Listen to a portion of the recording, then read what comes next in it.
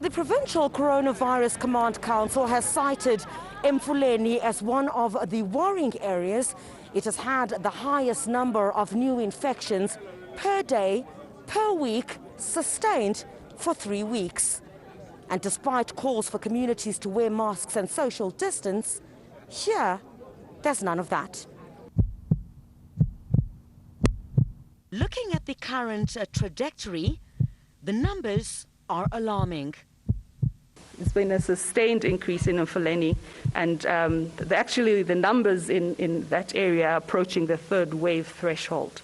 So that's a concern. Have identified that people have relaxed their adherence to NPIs, and this has been seen in places of entertainment.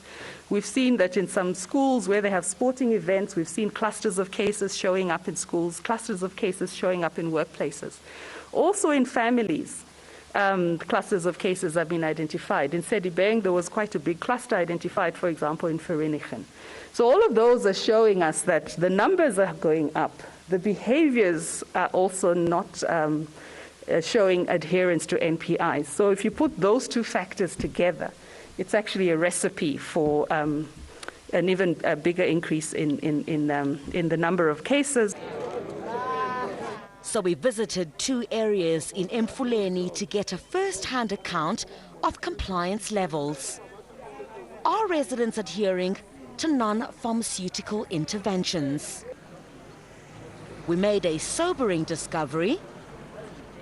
You could count on both hands the number of people wearing masks and social distancing at this queue for Home Affairs services and access to the now suspended 350 Rand Social Relief Distress Grant.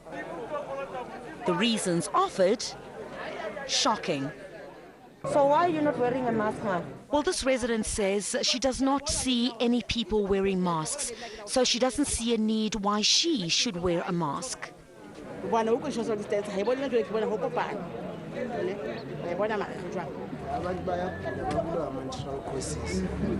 This resident says people in his area are dying of natural causes. He believes that the coronavirus is a myth.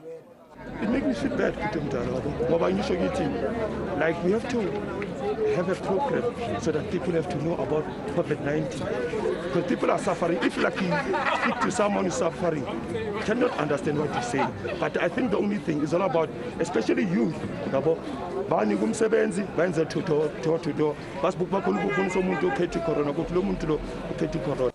the same here at the local post office in Sedibeng. We're told some of the residents queuing here for the now discontinued 350 Rand grant have been here since early morning. It may be an open space, but still, there's no social distancing and only a few masks.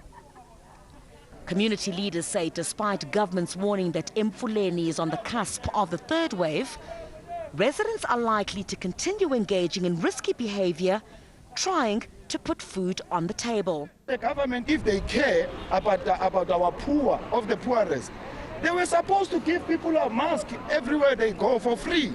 Because really, they don't have money to buy masks. People, they lose their jobs. People are not working. Now, how can you expect our poor of the poorest to have masks always where they are going? People are uncontrollable because they don't have food, they don't have something to put on table. Our people are suffering. That's how they treat our poor of the poorest. Those people don't care. They don't care of people. I'm telling you, and it's very sad. People did probably perceive their risk to be lower than it actually is.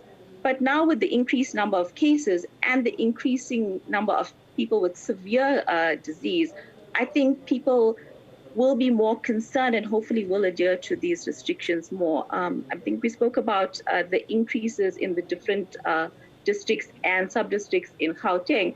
What we've also noticed is that there's been an increase in the severe cases in these areas as well. So there's been increased hospitalizations due to COVID in these areas as well.